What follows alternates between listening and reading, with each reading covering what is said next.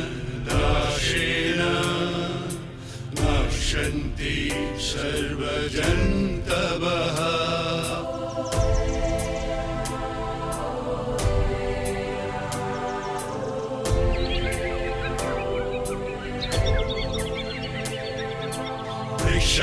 मित्राणि च श्वाकम् इत्थं विचार्य रक्षणं सदा। শ্ৰোতা বন্ধু নমস্কাৰ। সুষমা বসুন্ধৰাৰ নতুন এটি খণ্ডলৈ আপোনাক আদৰণি জনাইছো। বিগত খণ্ডকেইটাত আমি ইকোপ্ৰেনাৰশ্বিপৰ কথা আলোচনা কৰিছো বহনক্ষম উন্নয়নৰ কথা। এইবিলাক আৰ্থ-সামাজিক উন্নয়নৰ একোটা নতুন অতি শেহতীয়া কনচেপ্ট।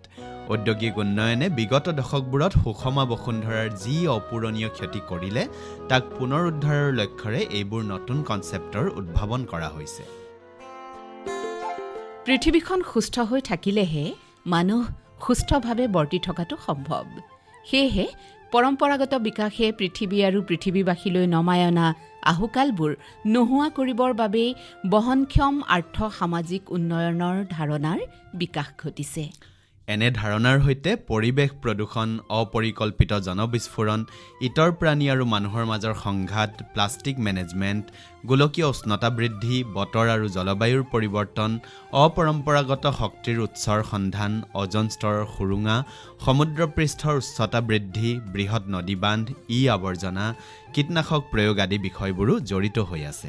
বহনক্ষম উন্নয়ন লাভ কৰিবলৈ হ'লে এই সকলোবোৰ দিশৰ প্ৰতি সুষম দৃষ্টি ৰাখিহে আমি কামত আগবাঢ়িব লাগিব। বিশ্বৰ দেশসমূহেও জলবায়ু তথা পৰিৱেশ শীৰ্ষ সন্মিলনবিলাকত বহনক্ষম উন্নয়নৰ সীমাত উপনীত হ'বলৈ বিশ্ববাসীক সময়সীমা নিৰ্ধাৰণ কৰি দিছে।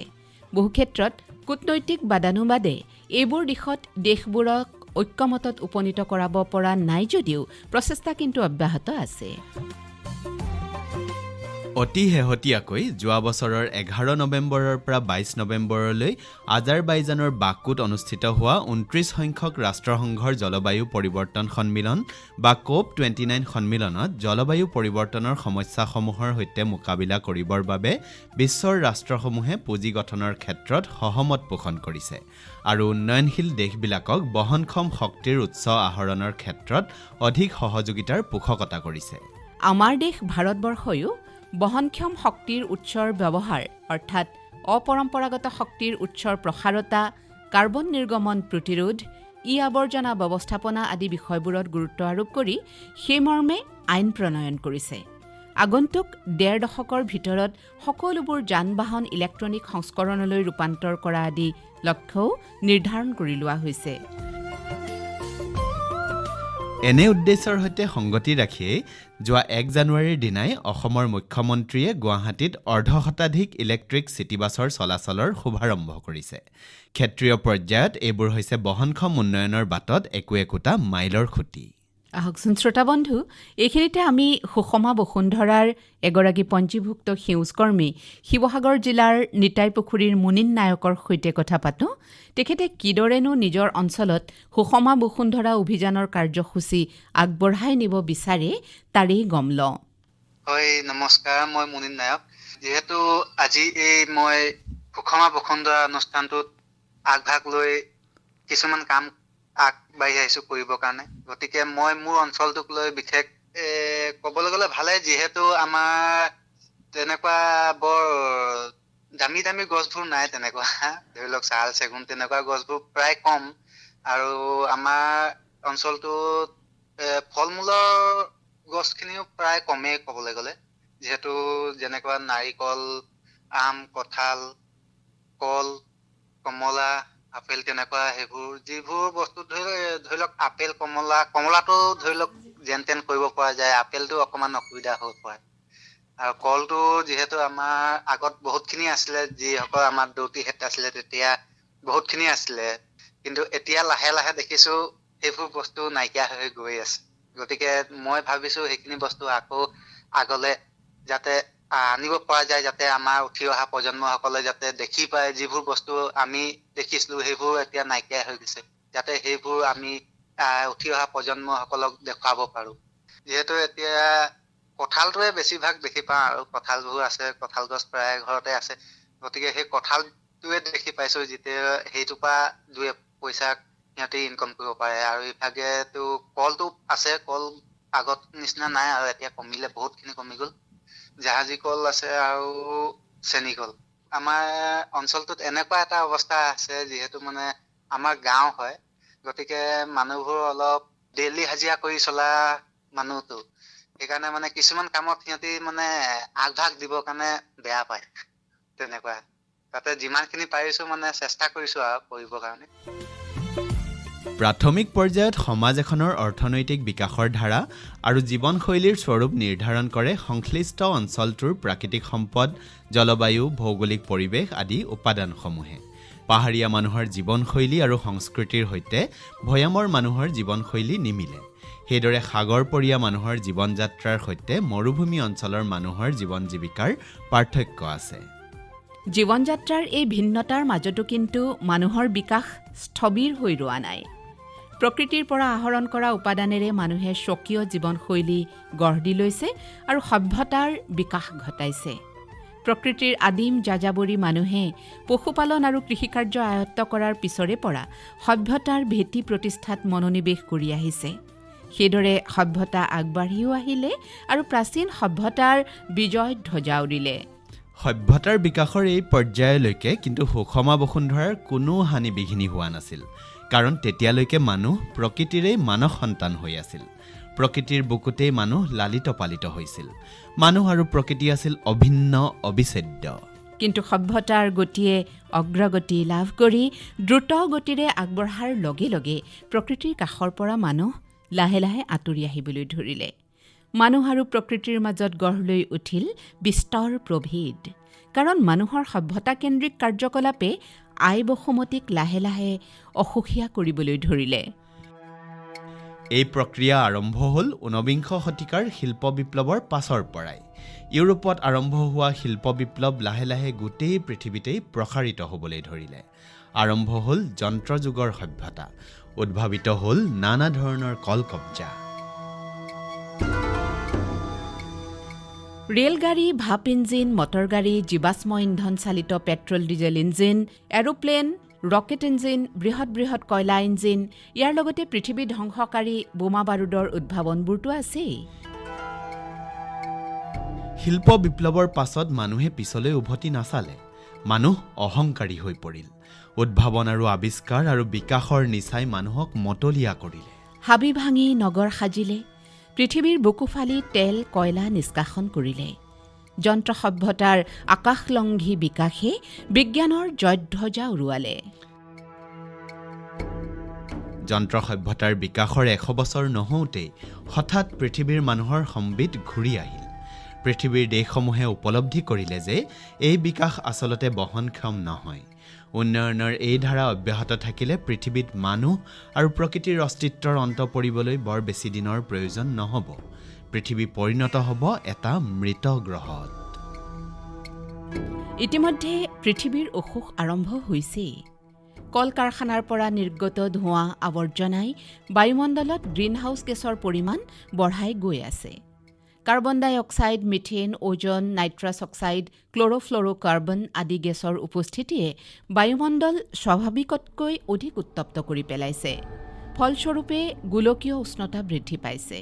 বতৰ আৰু জলবায়ুৰ অস্বাভাৱিক পৰিৱৰ্তন ঘটিছে।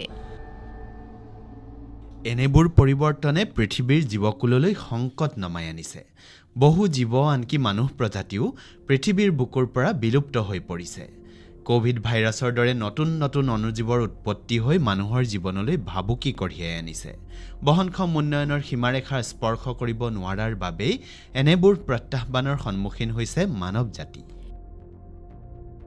সেয়েহে এতিয়া বিশ্বজুৰি গণসজাগতাৰ সৃষ্টি হৈছে। পৰিৱেশ আন্দোলন এক গণ আন্দোলনত পৰিণত হৈছে। আকাশবাণী ডিব্ৰুগড় কেন্দ্ৰৰ সুষমা বসুন্ধৰাকো তেনে গণ আন্দোলনৰে এক ক্ষেত্ৰীয় অভিযান হিচাপে প্ৰতিষ্ঠা কৰাৰ বাটেৰে আমি আগবঢ়াই নিব বিচাৰোঁ। আমাৰ সাহস আৰু সাৰথি হৈ নিশ্চয় আমাৰ সৈতে থাকিব পঞ্জীভুক্ত সেউজ কৰ্মীসকল। এইখিনিতে আমাৰ সৈতে আছে শিৱসাগৰ জিলাৰ ভাধৰা নিগমৰ প্ৰশান্ত কোঁৱৰ। সুষমা বসুন্ধৰা অভিযানৰ সৈতে তেখেতে কেনেদৰে সহযোগিতা আগবঢ়াব সেই বিষয়ে জানিব বিচৰাত তেখেতে এনেদৰে কয়। হয়, নমস্কাৰ। মোৰ নাম শ্ৰী প্ৰশান্ত কোঁৱৰ। মোৰ কৰ্মৰ এলেকা হৈছে শিৱসাগৰ ভাধৰা কৃষি পাম নিগম গাঁৱত। মোৰ কৰ্মৰ এলেকা হিচাপে আমাৰ গাঁওখনৰ প্ৰায় 150টা পৰিয়ালযুক্ত ভাধৰা দুৱৰী গৌৱাৰ্ডটোকে বাছি লৈছো। 1973 চনতে আমাৰ গাঁওখন প্ৰতিষ্ঠা হৈছিল। অসম চৰকাৰে অসমত 12খনকৈ কৃষি পাম নিগম প্ৰতিষ্ঠা কৰিছিল। তাৰে ভিতৰত আমাৰ ভাধৰা কৃষি পাম নিগম গাঁওখনো এখন আছিল। সৰ্বমুঠ 247টা দৰিদ্ৰ পৰিয়ালক চৰকাৰে এবিঘা ভেটি মাটি আৰু 8 বিঘা কৃষি মাটি প্ৰদান কৰি 1973 চনত সংস্থাপিত কৰিছিল।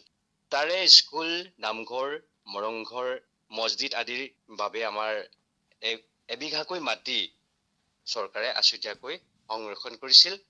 এতিয়া মই মোৰ এলেকাত থকা 3টা ভাগ নামঘৰৰ চাৰিসীমা আৰু এটা নগা জনগোষ্ঠীৰ মৰংঘৰৰ চাৰিসীমাটোকে মোৰ কৰ্মৰ এলেকা হিচাপে নিৰ্বাচন কৰি প্ৰস্তুতি চলাইছো। আৰু এতিয়া আমি আমাৰ গাঁওখন বিশেষকৈ নৈ দাঁতিকাষৰীয়া অঞ্চল, নৈৰ কাষতে আছে। আমাৰ গাঁওখনত 4টা নামঘৰ আছে আৰু এভাগ নগা জনগোষ্ঠীৰ মৰংঘৰ আছে। এই নামঘৰ কেইভাগৰ এবিঘাকৈ মাটি আছে আৰু এই মাটি কেইভাগ কি বাউণ্ডেৰী সুৰক্ষিত কৰা আছে। গতিকে মই ভাবিছো যে মই মোৰ পৰিকল্পনাত এই নৈ কাষৰীয়া মাটি মৰংঘৰকে আদি কৰি মছজিদ এই কেইভাগ নামঘৰত মই বৃক্ষৰোপণৰ কাম কাজবিলাক হাতত ল'ম। গতিকে আমাৰ চাৰিওফালৰ পৰিৱেশটো গছ গছনিৰে সেউজীকৰণ কৰি ৰাখিব পাৰিলে আমাৰ পৰিৱেশ সুস্থ হ'ব, আৰু সুস্থ পৰিৱেশ এটা থাকিলেহে এটা সুস্থ মন সৃষ্টি হ'ব আৰু সুস্থ চিন্তা হ'ব। সুস্থ মন থাকিলেহে সামাজিক উন্নতি হ'ব আৰু সামাজিক উন্নতিয়ে দেশৰ উন্নতি সাধিব। গতিকে এক বৃক্ষ এক প্ৰাণ, বৃক্ষক বন্ধু হিচাপে স্বীকাৰ কৰি প্ৰগতিৰ দিশে আমি আগুৱাই যাব লাগিব। বৃক্ষৰোপণ বা বনানীকৰণে বায়ু বিশুদ্ধকৰণ কৰাৰ লগতে সকলোৰে বাবে এক সুস্থ স্বাস্থ্যজনিত পৰিৱেশ সৃষ্টি কৰে। বৃক্ষ সৌন্দৰ্যবৰ্ধক আৰু চিন্তা উন্মেষক। গতিকে আমি এনেকে ধৰণে আৰু আগবাঢ়ি যাম বুলি ভাবিছো। লগতে আৰু এটা কথা ক'ব বিচাৰিছো যে বৰ্তমান আমাৰ ৰাজ্যৰ প্ৰাকৃতিক পৰিৱেশলৈ লক্ষ্য কৰিলে দেখা যায় যে অতিপাত বনাঞ্চল ধ্বংস কৰাৰ বাবে প্ৰকৃতিয়ে ভাৰসাম্য হেৰুৱাই পেলাইছে, জলবায়ুৰ পৰিৱৰ্তন হৈছে আৰু জলবায়ু পৰিৱৰ্তনৰ ফলত প্ৰকৃতিৰ স্বধৰ্ম নষ্ট হৈছে। আজি কেইবছৰমানৰ পৰা আমি লক্ষ্য কৰিছো যে বতৰৰ ফল বতৰত নলগা হৈছে। অতিবৃষ্টি, অতিপাত, তাপমাত্ৰা বৃদ্ধি পাইছে। কৃষকৰ কৃষি কৰ্মৰ সুফল নোহোৱা হৈছে। প্ৰাকৃতিক দুৰ্যোগ অতিপাত হাৰত বৃদ্ধি পাইছে।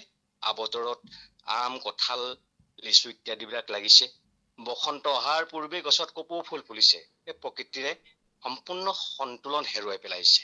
আৰু ইয়াৰ মূল কাৰণ হিচাপে আমি বনাঞ্চল ধ্বংস বুলি ভাবিছো।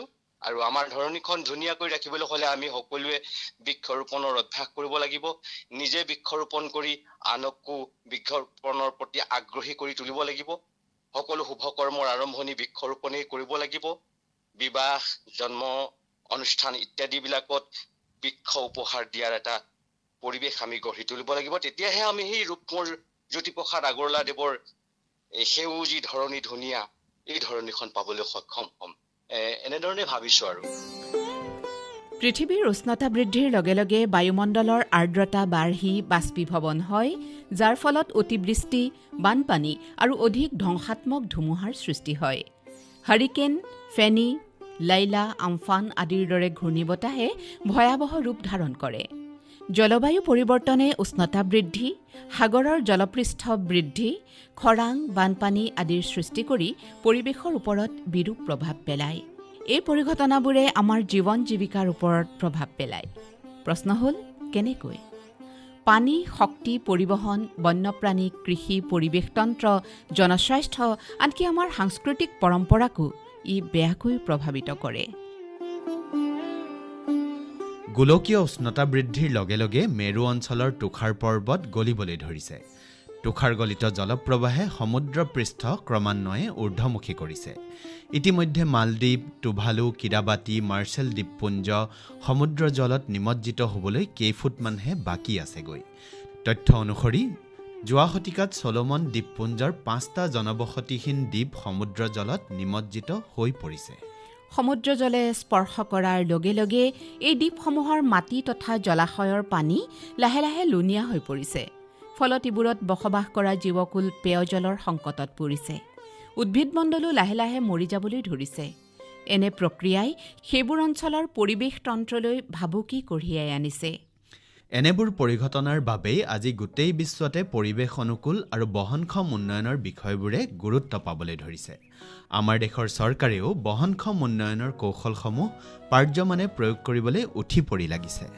তেনে কামবোৰৰ ভিতৰত জলবিদ্যুৎ আৰু তাপবিদ্যুৎ প্ৰকল্পসমূহৰ পৰিৱৰ্তে বায়ু আৰু সৌৰশক্তি প্ৰকল্পত গুৰুত্ব প্ৰদান, গ্ৰামাঞ্চলত ইন্ধন হিচাপে খৰি, গোবৰৰ পিঠা বা অন্যান্য বায়'মাছ ব্যৱহাৰ হ্ৰাস কৰি LPG আৰু গোবৰ গেছৰ ব্যৱহাৰত উৎসাহ যোগোৱা, ৰাজহুৱা পৰিবহণ ক্ষেত্ৰত CNG চালিত বাহন ব্যৱহাৰ কৰা, যিবোৰ অঞ্চলত বতাহৰ গতি বেছি সেইবোৰ অঞ্চলত বতাহ পাত চকৰি ব্যৱহাৰ কৰি আলোক বৈদ্যুতিক কোষৰ জৰিয়তে সৌৰশক্তি আহৰণ কৰা, ক্ষুদ্ৰ জলবিদ্যুৎ প্ৰতিষ্ঠানৰ জৰিয়তে স্থানীয়ভাৱে বিদ্যুৎ উৎপাদন কৰা, বিতৰণ আৰু ব্যৱহাৰ কৰা আৰু ইতিমধ্যে অৱহেলিত হাজাৰ বছৰীয়া ভাৰতীয় পৰম্পৰাগত জ্ঞান আৰু ৰীতি নীতিসমূহ পুনৰুদ্ধাৰ কৰি জীৱন যাত্ৰাত প্ৰয়োগ কৰা, কীটনাশক আৰু ৰাসায়নিক সাৰৰ বিকল্প হিচাপে কৃষিক্ষেত্ৰত জৈৱিক নিয়ন্ত্ৰণ আৰু পচন সাৰৰ প্ৰয়োগ বৃদ্ধি কৰা ইত্যাদিয়েই প্ৰধান।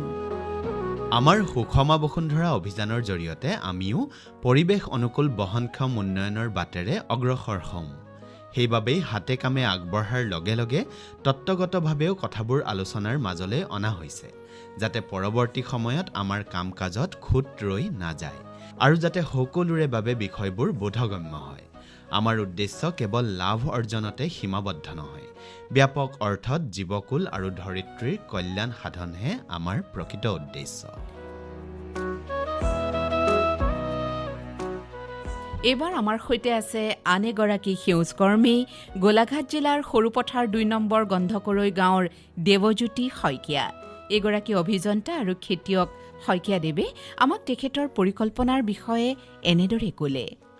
গোলাঘাট জিলাৰ সৰুপথাৰ সমজিলা আমাৰ 2 নং গন্ধকৰৈ গাঁওখন নগা পাহাৰৰ পাদদেশৰ এখন ধুনীয়া গাঁও, প্ৰাকৃতিকভাৱে এটা সজীৱ খেতি অঞ্চল।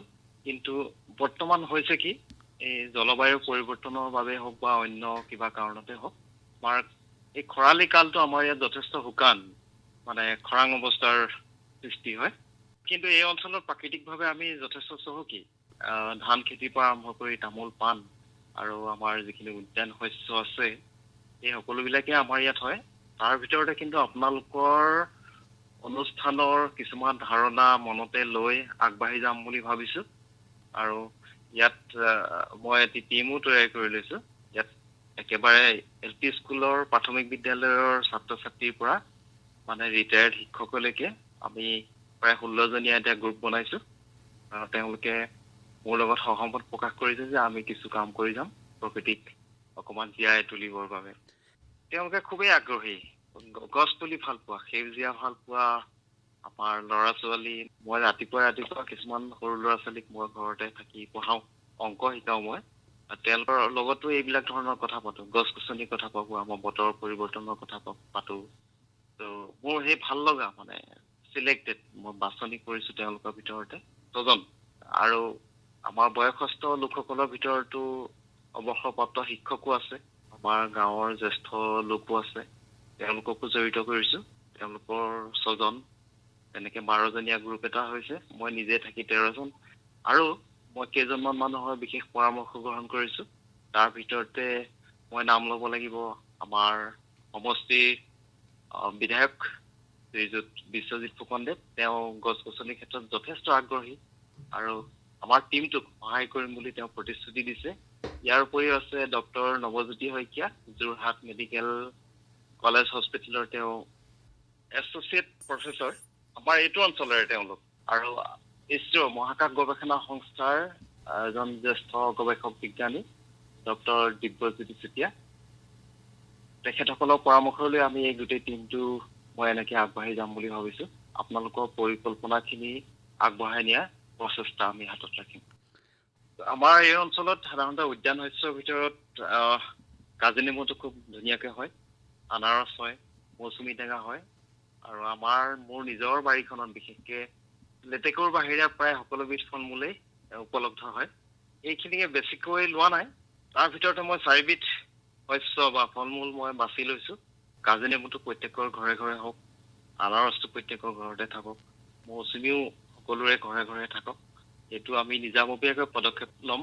আমাৰ যিটো গোটেই 2 নং গন্ধকৰে গাঁওখনৰ মই এটা চুকহে বাছি লৈছো বৰ্তমান। ইয়াক যাতে প্ৰসাৰিত কৰিব পাৰো, তাৰ বাবে ভৱিষ্যতে আপোনালোকৰ পৰিকল্পনাত সহযোগ কৰিম বুলি আশা ৰাখিছো। হয় শ্ৰোতা বন্ধু, আপোনালোকৰ কৰ্মস্পৃহা, মানসিক দৃঢ়তা আৰু সামাজিক দায়বদ্ধতাই আমাক উৎসাহিত কৰিছে। আপোনালোকৰ সাহচৰ্যই আমাৰ অভিযান যে সফল কৰি তুলিব, তাত আমি প্ৰতীয়মান হৈছোঁ।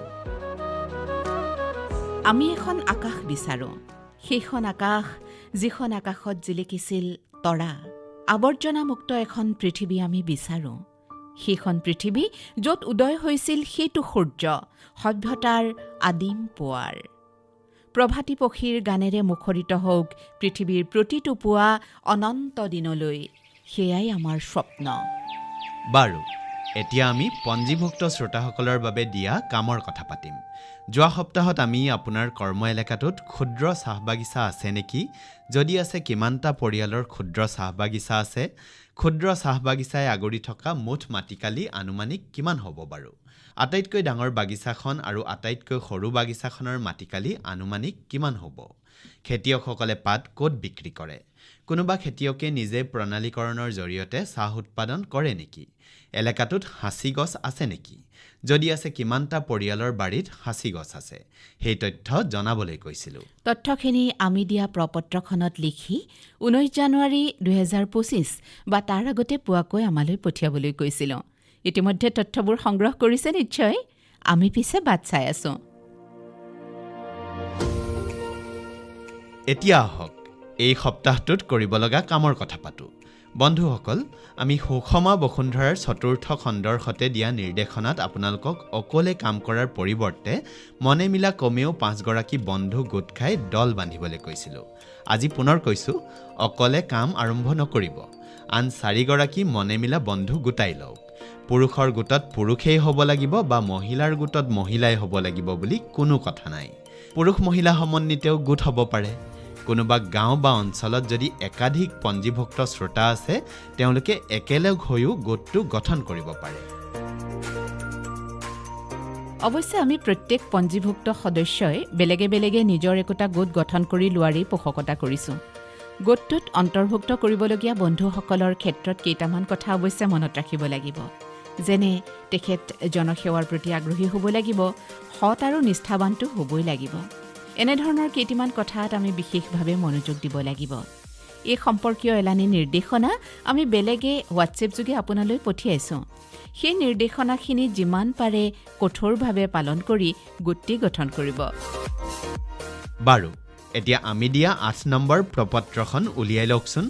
আমালৈ এই তথ্যখিনি পঠিয়াব লাগিব। প্ৰত্যেকগৰাকী সদস্যৰে নাম, ঠিকনা, বয়স, শিক্ষাগত অৰ্হতা, বৃত্তি, তেওঁৰ নিজৰ বাৰ্ষিক আয়, তেওঁৰ পৰিয়ালৰ বাৰ্ষিক আয়, কোনো সামাজিক অনুষ্ঠান, প্ৰতিষ্ঠান বা কামৰ সৈতে জড়িত আছে নেকি, যদি আছে অনুষ্ঠানটিৰ নাম বা জড়িত থকা কামৰ বিৱৰণ আৰু তেখেতৰ ব্যক্তিত্ব সম্পৰ্কে এটি চমু টোকা।